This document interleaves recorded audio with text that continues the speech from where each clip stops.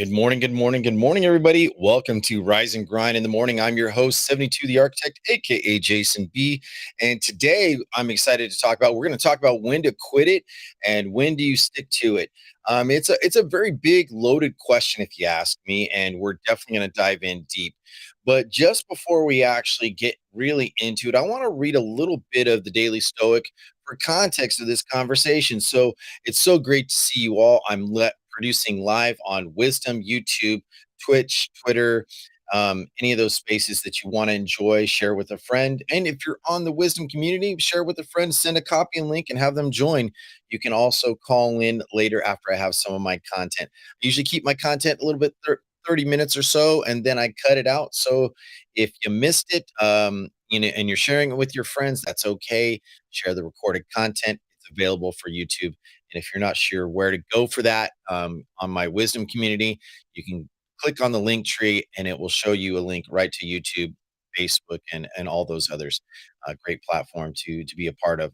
So for today, June 6th, we're going to talk.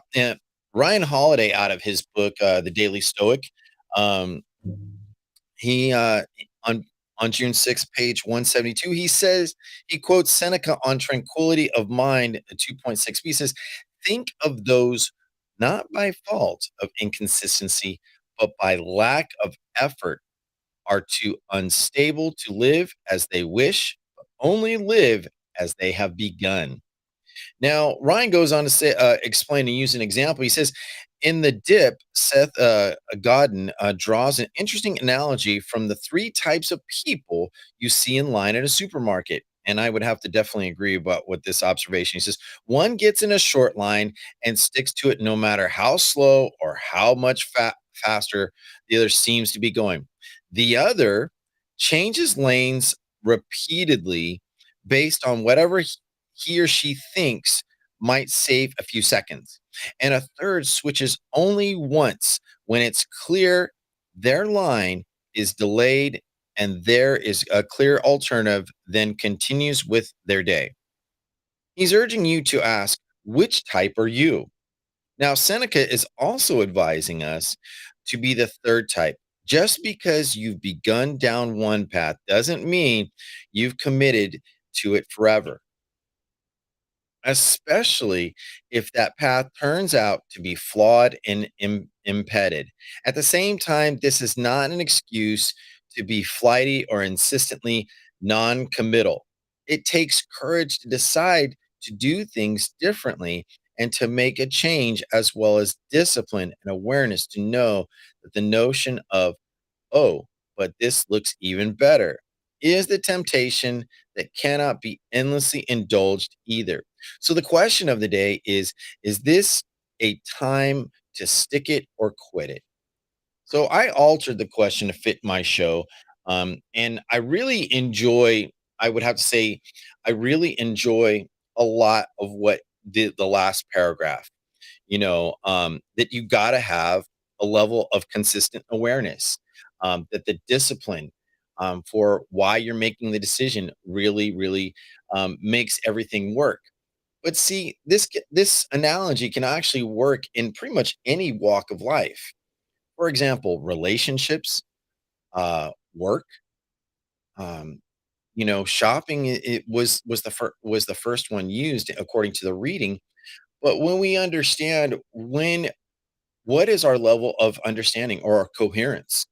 Is it awkward for us to make a decision? And is that decision, infringed on based on others around us? A lot of times we don't want to draw awareness to ourselves, and there are other times we do. What is the motive in which you have to make the decision to quit or to stick it? Right. And I really, really wanted to. I thought about this episode last week. I was writing my script for it, and I really thought about, well, what are the decisions that I've had to make, because I didn't make a decision that cost me, and then when were decisions that I made or I didn't make a decision and it worked out for me. There's, I would have to say they're equally balanced, but what it's actually applied to is the real big thing. So to answer the question, I had to put it in like, okay, I put it the quitters and the stickers. And then there's a third. It's like, hey, I need more time to decide.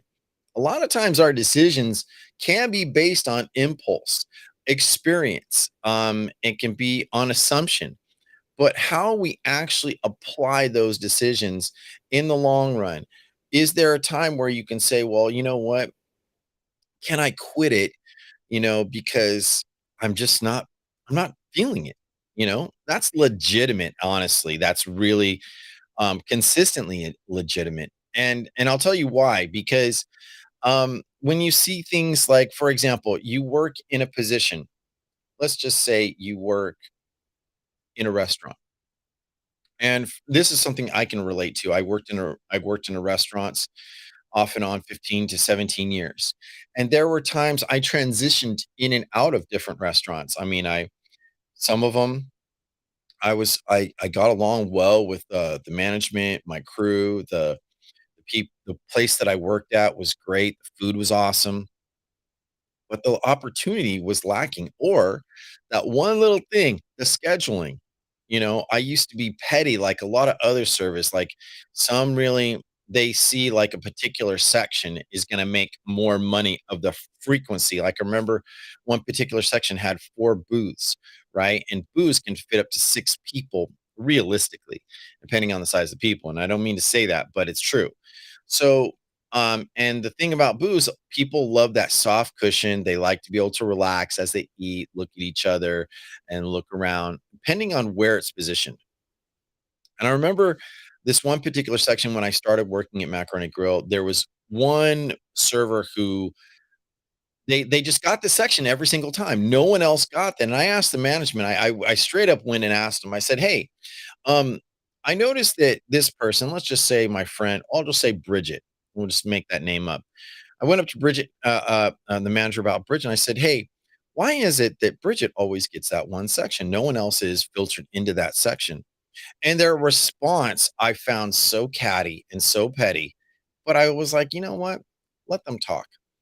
And I asked them, so what's going on with this? How come none of us, no one else gets that particular section? Is there preferential treatment? And the manager looked at me and he just basically said, well, she's producing a lot. Her numbers are high. Your numbers aren't. That's what he said, straight out. You want that section, produce more numbers. But I said to him in response, I countered him and I said, so if I'm always getting a certain section in the back and I only get 3 tables and I have a booth and I have a table of 4 and it hardly ever gets sat, what is the likely chance, the frequency of me getting the numbers that Bridget gets? And then secondly, by saying that, what would happen if you put me there? Would my numbers drastically increase? He walked away from me and didn't want to give me an answer. And I just kind of like, it seemed like I'd kind of caught him in his, excuse my language, but BS. But I didn't take it personal. So what did I decide to do? I said, okay, I'm going to take this decision and I'm going to evaluate it. And I'm going to go back home and I'm going to think, what is the best position for me? Well, come to find out, a few months later, I said, "Okay, I've had enough is enough. I make only as I'm stuck in this one area, and I'm only gonna get this. There's no chance for me to succeed." And at the time, I was in college, so it was legitimate that I needed that part-time job and the chance or the opportunity to make money as much as I did. So I had to say to myself, "You know what? There's another restaurant opening up down the street. I'm gonna go down there and, I'm gonna apply." And I walked in, and within probably 5 minutes, they greeted me. They were under construction, and they said, "Hey, we like your resume. When can you start?" This wasn't even not even an interview. It was more like, "Hey, can you come in?" And I said, "Before I make that agreement, can we actually have a few discussional points?" And I had brought up, is there preferential, if I'm to be a bartender server, is there preferential scheduling in the beginning? Or is it, hey, we're all opening up, it's fair game? And he goes, it's fair game. And even after we open up, we don't prefer to have any particular person in any particular area. We don't believe in that. So that was like music to my ears. And a few weeks later, They finished the construction, they brought in a training schedule, and I accepted the offer. I decided to go in, and I was like, okay, and they gave me more than a schedule that I had even asked for. They just gave me a warm training. They gave me encouragement. We'd love to have you here. You seem like an exciting individual, so on and so forth. So it really, at the time I was working at the other restaurant, and I walk in, and I walk up to the manager, and I said, "Hey, do you remember a few months ago I asked you about sections and so forth?" And this was kind of like me being petty, but it was a point that I need to make. And he's like, "Yeah." And I said, "So can I ask a careful question? What are my numbers like to you?" "Oh, you do excellent. You're a great producer." "Thank you. Have you ever considered to actually change your policy and who you're selecting in different areas?" "Well, right now you're doing so great with what you work with. Um, I don't see a problem, but I would want to encourage you because you've positioned it so well." And I said, "Exactly. So you don't wanna break anything, you don't wanna change anything. You just made a decision, you felt that decision works for you and the representation of the company, but it's not quite working for me. So here we go. I am actually here to quit." And he was like, "What? What? Wait a minute." He was, like, panicky, right? And so I was like, "You know what? I appreciated what you did for me months ago." And he looked at me all confused, like, "What you did for me?" And I said, "Yeah, on the basis that you gave me to time to evaluate and look at all my opportunities evenly, work the best of what I have while I have it, but not be afraid or emotionally attached to the position I have, and to be able to make an adequate decision based on a few things. One, is this really going to work for me in the long run? Is this really what I want? Am I being treated fairly?" And I kind of feel like I'm not being treated fairly and not given a position. I kind of feel like you prefer and again, it was petty. I kind of feel like you put the pretty girl in place because that's where you like her and that produces your most volumes. But realistically, I showed him a printout of my numbers and my average, and I averaged more often my schedule, bigger tickets, more numbers, more positive outcomes than my coworker because they had it all posted up. They have it rankings, right? They showed like 1 through 30 of different servers, and you could see where you ranked, and right there I was above her name. And he didn't even take evaluation. He didn't even look at number 1. So when I addressed that to him, I said, "You forgot to evaluate that, but to give consideration to what I had to provide. All I did was master my craft, master the position that I'm actually in, and go with that and make the best." So, and I said, "Here's my notice. I'm gonna be leaving your restaurant within a week. I'm not giving you 2 weeks. Honestly, I have no plan to come back." And that was the one deciding factor. Now I have a guest who wants to come up. Let's see who wants to come up. I have Ryan Allen. Hey, good friend of mine. He's a men's wellness health coach, and he's a great podcaster. So let's hear Ryan real quick and what he has to say. Okay. And three, two, one. Mr. Ryan, how you doing, sir? Good to see you. Yeah, good. When I saw your rise and grind, when to quit it, and when do we stick to it? I love it. Absolutely love this because there have been many times in my life whereby I knew I needed to quit and I stayed and I just got more miserable and just realized it wasn't for me. Hmm. And I think one of the things that I've recognized about my own self is that I'm not a follower. I'm a leader, Okay. and and by that I know because I've tried to just follow everyone else and just do whatever everyone else is doing, and then I just don't enjoy it. I like to kind of lead and grow and work with people who are on the same sort of wavelength as me. Okay. So there has been times where I've had to be sort of forced out because it just wasn't working, Okay. and that's fine with me because I was like, I actually had a situation. I can't mention the company because they're quite famous. But I was just very glad when they said, "Yeah, I think we need to call it a day." And I said, "I'm absolutely glad you did because I already had a letter to resign." Hmm. um, And it was just fantastic because I knew that I wanted to push forward in my own life. And I think there's times when companies have their own agenda as to who they hire, why they hire them, and so on and so forth. There are many, many reasons why they do that. Hmm. And you have to use a level of common sense. If you're pushing and you're doing all the right things and you're delivering quality and you're hitting your targets and your KPIs and you're really delivering good ROI, then there should not be any reason why you're not sort of rising to the top. And if you're not, then there are issues going on that you're clearly not aware of. And if you're, having an appraisal and everything's all fantastic, then that's exactly the time when I would always say, maybe it's time to consider a pay rise or something.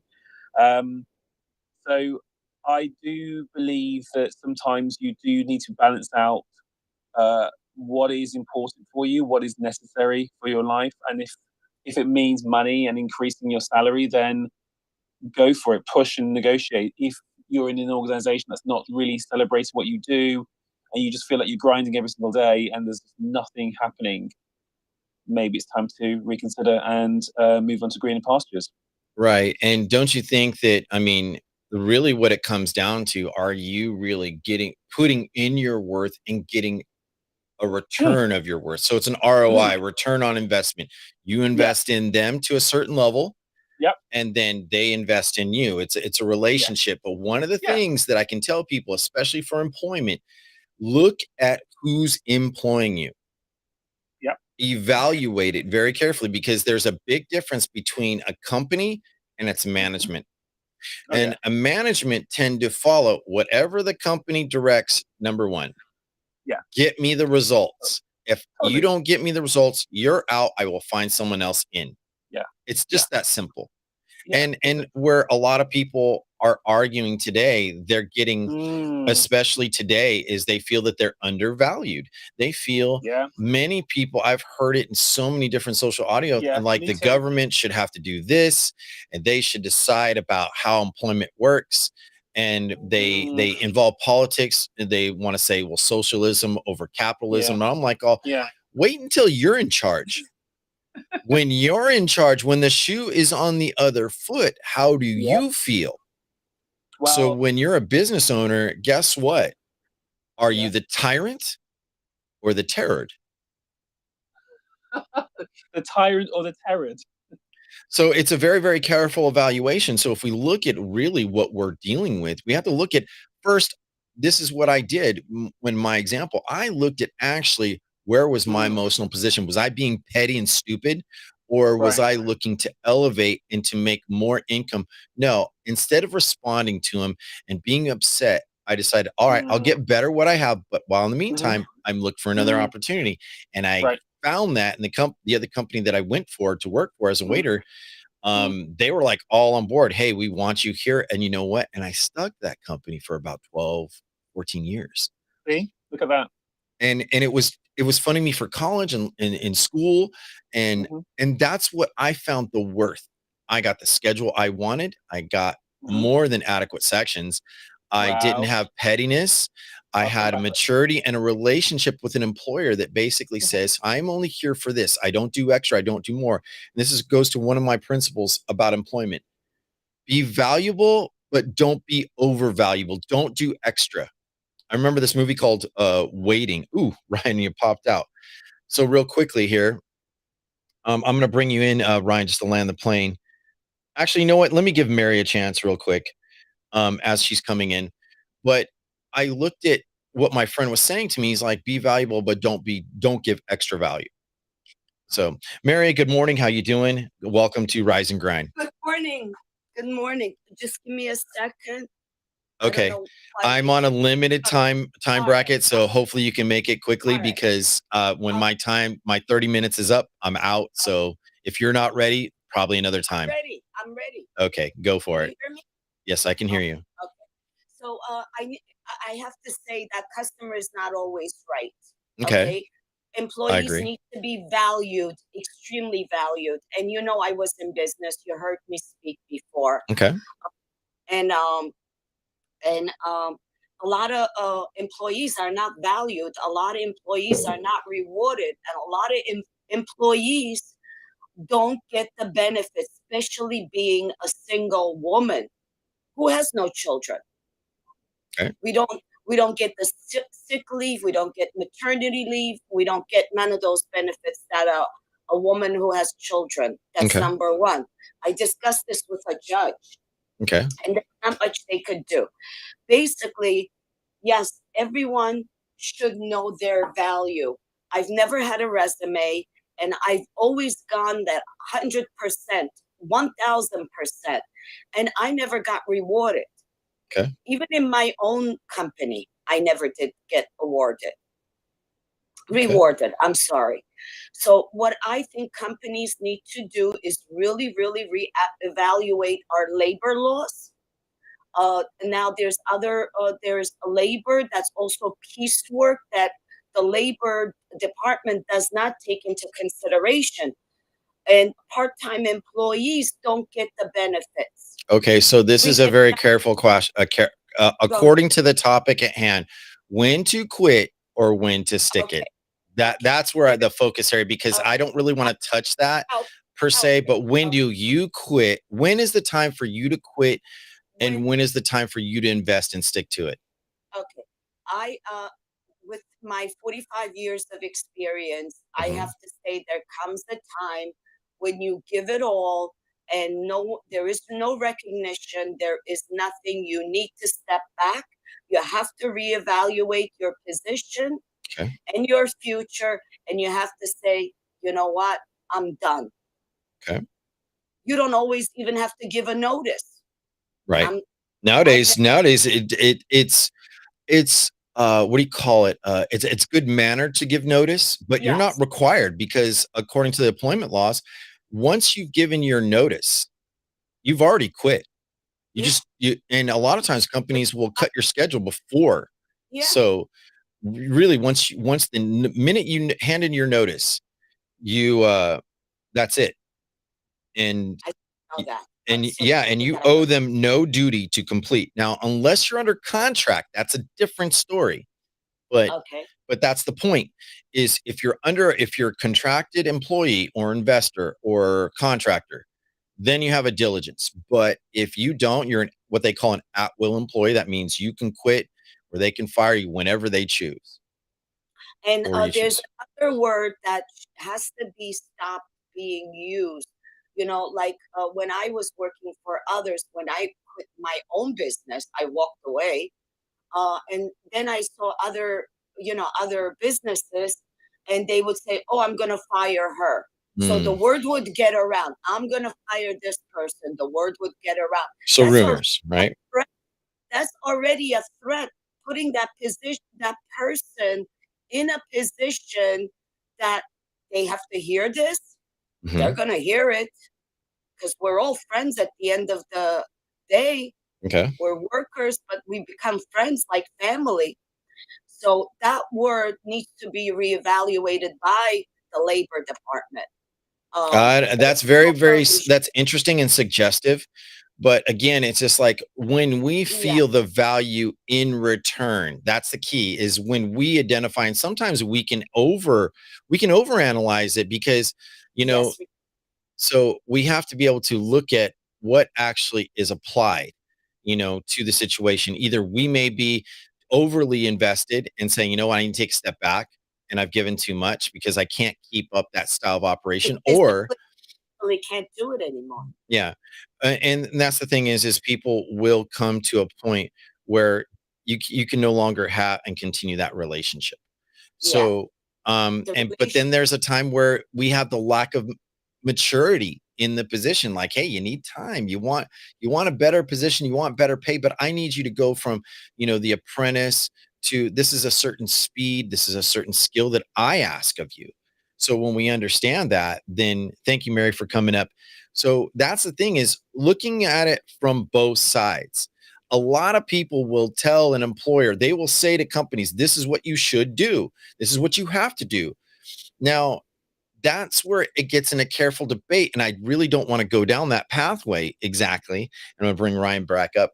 So this is a personal decision for you to decide, and I've got 5 minutes left. So Yes. Ryan, I'm all about minutes and seconds. That's fine. okay, no worries. I like the minutes and seconds. I might go a little over, Isn't it? but I'm curious what you have to say. Yes. Well, I would say that when you're going into any organization, you do need to look at what do they have a very large turnover of employees that come in and go. If that happens, then that will be the first thing. I would not want to be in a company that works like that. Mm-hmm. I definitely would be cautious about sort of complaints and sort of the issues. I look at sort of the online world and see what people are saying about the company, just kind of get a vibe for it. If I'm within a company and I just see lots of people working really, really hard and getting nothing for it, just by the effort they're putting in and getting nothing for it, then I would already be thinking about an exit plan. Right. Because I know that no matter what I'm going to do, or and I've been in situations where I've had I worked for one big organization, can't mention them again, but they were brilliant, and I was promoted twice in a year, and I had a pay rise twice in the same year. And but there were people before me that had been there for longer, and it would bothered me that why was I being promoted, and then they clearly were doing really, really well, but seemed to be. So there's little issues that I look for working within any organisation. I don't think I quite agree with you that if you are putting in all the effort, you should, but then finally you have to say what value am I bringing to them, and am I feeling happy? Do I enjoy what I'm doing? Exactly. I said that to myself, and I had a bit of a nervous breakdown. I had two big pay rises, and then I was told, "Oh, go on holiday. But when you come back, we can sort it all out." Well, the holiday's not going to fix it. Right. And just to keep it in context, when we decide, keyword, when we decide what is our worth for. Yes. So you've got to look at a few things. And sorry, I just dropped some stuff. Is there a lack of respect? So here are my qualifiers to quit. Is there a lack of respect on both parts, or just one part? Right. Is there no ROI? Is there no return on investment? You being there? Yep. Is it a dead end position? That's my one big thing. Yep. So, when we look at if it's a dead end position, like, okay, what is the timestamp to end? I'm only here to fulfill a certain need, and that's it. And that's how you can stop employment, like kind of using emotional tactics on you, because they do. Yeah. The other thing is, your needs are really not met, not one bit. No. Like you're not getting paid, you're not getting anything that's return. There's a lack of it's like a accumulation of it. It's normally for me it would be the culture, and it's just whether there's pay issues constantly happening. If there's pay issues are constantly happening, that would be a big indicator for me that it's time to kind of move out of there very, very quickly. I would never put my effort into anything where I'm not getting a sense of return on investment. There's no way. No way. And so the other categories, when sticking to it, here's my suggestions. When you actually understand the clarity, the clarity of where you're at is going to take you further. So when you're getting into a profession as opposed to a job, right, a position like a job has limits. There's no chance for you to accelerate.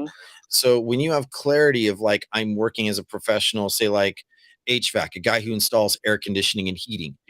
That is a profession. A plumber, that is a profession. You have to go through a level of apprenticeship.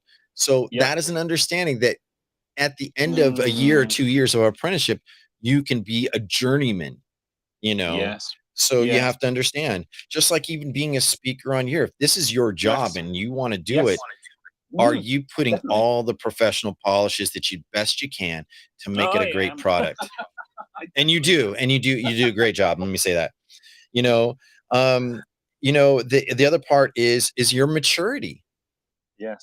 Understand, one of the things I would definitely tell people is like, look, your position you can have a lack of maturity in because you don't understand what you're dealing with. Right. You need to. So You you need to need know. to be able to understand that you have to put in a certain amount of time and effort into things, Absolutely. you Thank know? you, Jason, for having me. Absolutely. Thank you so much, Ryan. I appreciate it. And so as I'm getting ready to close, my third category is on the fence. On the fence basically means just like with the grocery clerk example in the Daily Stoic, you know, as I've gained the understanding and the maturity after a period of time, I make that one selection and I'm okay and I move on. So when we look at and the final points in wrapping this show up today, and I'm sorry everyone that I keep it to a half hour or a little over, but I'd like to make my message concise, appreciated that I can be proud of, and it also is a lot easier. I have about 5 episodes I gotta go back and edit on my YouTube and make it look all nice, but working with a half hour lets me speak my message, be able to enjoy my time, enjoy my content, and work on other things as well. So that's the thing is can you get always a return in your work? If you're not happy doing it, understand you may be unhappy just for a little bit, or you're completely unhappy with what you do and you're just dealing with it. Sucking it up, so to speak, works to a point. But when we're also understanding that I don't need to suck it up, I need to really move on. I need to execute on my skills, my personal place, my beliefs. Do my beliefs work with my skills and the vision, the destination of where I want to end up?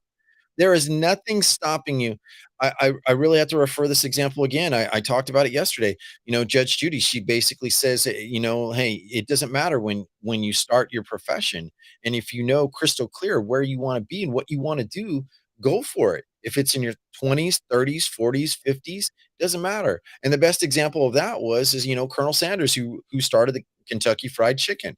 I mean, he's been long gone and dead, but there's been many people who have followed that example. They followed their vision, they followed their dream. And when you're in a position where it can be a dead end or it's an end to prepare you and be able to make certain decisions a certain way so that as you increase your value and you start your own business, then by then you are the shot caller. But it takes a lot of self evaluation. And don't take what people say to you in evaluation and criticism to heart. It's kind of like I watched an example where Shaquille O'Neal was talking about. He's like, oh, hey, my dad was a drill instructor.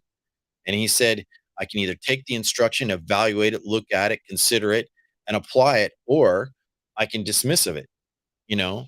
So I have one more caller before I go. Mary, actually, I'm gonna have I'll let you come up, but I've got to keep it real short. So just to give you a heads up because my time, I do have time brackets that I'm working with, and I'm actually 3 minutes over. So go ahead and land the plane or 1 make your minute. point.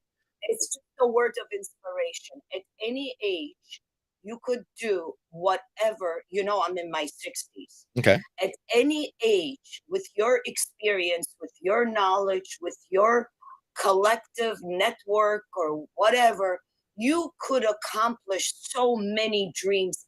And it doesn't always have to be one. And you know that, I know that, and Mhm. everyone's listening to this know that. And I'm in my 60s, and I think I'm better today than I was in my 20s. That's what I'm going to say. I love you guys. All right. Bye. Thank you so much, Mary. I Thank definitely you. appreciate you. And it's a very good point that she made. It's the value that you put into it. It doesn't matter your age, really. It really matters your desire and your willingness to go forward. Because like I was saying, like I worked a long time into one restaurant. What was my motive of working that all that time? And I was telling people, there's the one mistake I was telling people was like what I was going to do. I told people like, hey, I was going to go to law school. I was going to become a lawyer. And, for 15 years, people were like looking at me like, shouldn't you be a lawyer by now? And, and I just, they didn't know what I was doing. I was being a single dad. They didn't know that, my schedule for school and then taking care of my kid, and dealing with all kinds of, I was dealing with life essentially. Dealing with life, as it comes, always likes to interrupt your interests and your endeavors. But it's the discipline that gets you through and not to get distracted by other people's narratives. That when we look at what we're doing to elevate ourselves, as they would say in other podcasts, leveling up, and you can be a late bloomer. It's okay. But find that emotional place where you can truly benefit yourself and take yourself out of your ego and allow yourself to be able to say, you know what? I may have had my setbacks, but I'm not set back. I'm going forward. If it took me 10 times to learn the same lesson, then so be it. That's it. One last caller, Kevin D. Bradley. Welcome in to Rise and Grind as I'm making my closing thoughts. And let's see what you have to say. And hopefully you can make clear points and we'll see what happens. All right. Kevin, how you doing, man? Okay, great. Hey, Jason, how are you, man? I'm doing great. I'm doing awesome, man. Good to have you on here. Wonderful, man. I just wanted to chime in real fast and Hmm. tell you, man, this show is great. I enjoyed it. This is my first time in your wisdom chat, man, but I'm loving it. I love how you stick to the script. You do not allow anyone to deviate or get away from the topic, but Hmm. you do it in such a way where you're kind but firm. Right. You Just know where wanted to that let you comes know I from? There appreciate there was a that. movie called Larry Crown with Tom Hanks, and he goes into this restaurant, and it's real quick funny story. But he Uh-huh. goes and works. Tom Hanks' character used to be a chef or a cook in the Navy. Like he served 25 years. And he goes into this restaurant where his friend owns it, and the head chef of the restaurant is like, "Hey, I'm firm, but I'm fair." And it cracks me up every time I think when someone says that to me, and I'm like, oh, I think about that moment. Hey, I'm firm, but I'm fair. But that's the thing is like this talk is designed to help people, and a lot of people have a lot of ideas. So we have to understand that, one, do they understand where I'm at as the Right. producer and the content creator? And do I have the time to understand where they're at? And like Mary, she has her thoughts, and it's just like carefully crafting them to think, and the focus is that's where we best can be and not Yeah. stray from the content. And I'm not picking on Mary, but also applying to Ryan too. Any of my guests that come on, we have to be able to look at, can we apply our best to the matter at hand? And that really goes to, when do we quit it or when do we stick to it? You know? Absolutely. Absolutely. And you know what? Just to give my insight on that Hmm. particular question, man. It all depends on your goals, I believe. Yeah. Um, what is your desire? What are you aiming towards? Sometimes there's situation that we're involved in that we're beating a dead horse, Right. and it's really time to just cut all ties. But then if there's something more valuable or something pulling you that's that's kind of stringing you along and you really can't get rid of it, a lot of times it's good to dig a little deeper and Right. see what's at the opposite side of this problem or this situation that's going to be beneficial to me and hopefully others. So, man, I really enjoyed the show, and I look forward to more shows.